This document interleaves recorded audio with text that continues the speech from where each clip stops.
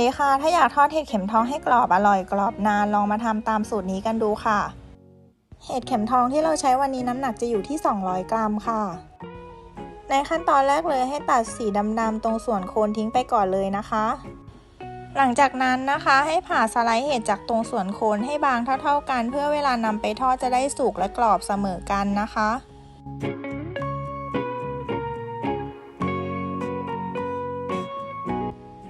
ขั้นตอนต่อไปนะคะเราจะมาผสมแป้งทอดกรอบกันค่ะ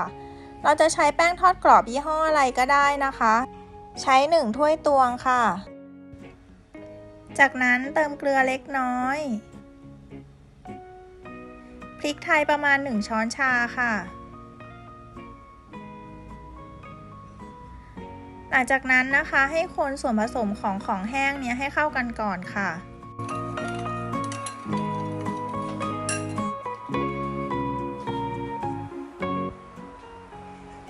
ใส่ซีอิ๊วขาวลงไป1 ช้อนชาค่ะต่อไปเป็นไข่ไก่1 ฟองค่ะไข่นี่จะใส่หรือไม่ใส่ก็ได้นะคะถ้าต้องการกรอบแบบกรอบมากๆเลยก็อาจจะไม่ต้องใส่ไข่ก็ได้นะคะต่อไปใส่ส่วนผสมของโซดานะคะโซดาที่เราใช้นะคะยิ่งเป็นโซดาที่แช่เย็นจัดจะยิ่งดีเลยค่ะค่อยๆทยอยใส่โซดานะคะแล้วก็คนให้ผสมกับส่วนของแป้งค่ะ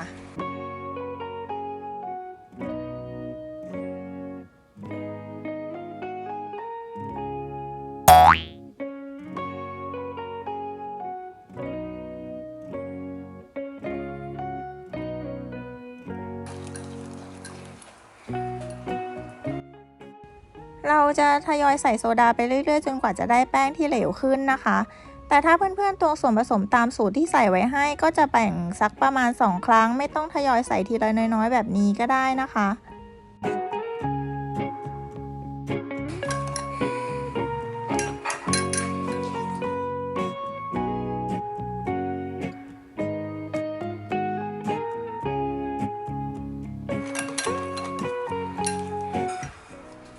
ผสมแล้วทดลองหยดดูให้ได้ความเหลวประมาณนี้ก็จะพอดีแล้วค่ะหลังจากนั้นนะคะให้ตั้งกระทะให้ร้อนเทน้ำมันใส่ลงไปรอจนน้ำมันเดือดอีกครั้งค่ะเอาเห็ดเข็มทองของเรานำไปชุบกับแป้งทอดกรอบที่เตรียมไว้แล้วนำไปทอดลงในกระทะได้เลยค่ะ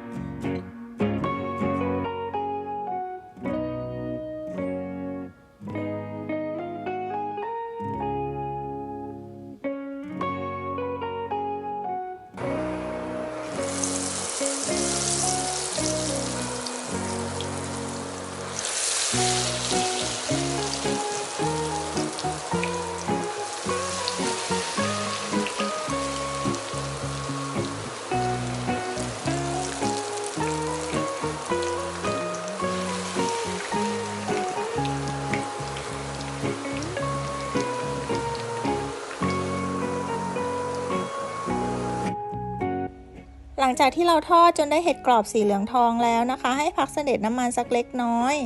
สูตรนี้ทานอร่อยแบบไม่ต้องจิ้มน้ำจิ้มก็ได้นะคะเขาจะมีความเค็มนิดๆหอมพริกไทยหน่อยๆอร่อยดีค่ะ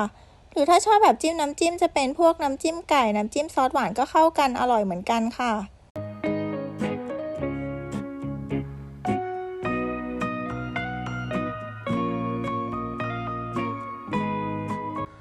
หากสูตรนี้พอจะมีประโยชน์กับเพื่อนๆอยู่บ้างฝากกดติดตามเพื่อเป็นกำลังใจในการทำคลิปต่อๆไปของเราด้วยนะคะ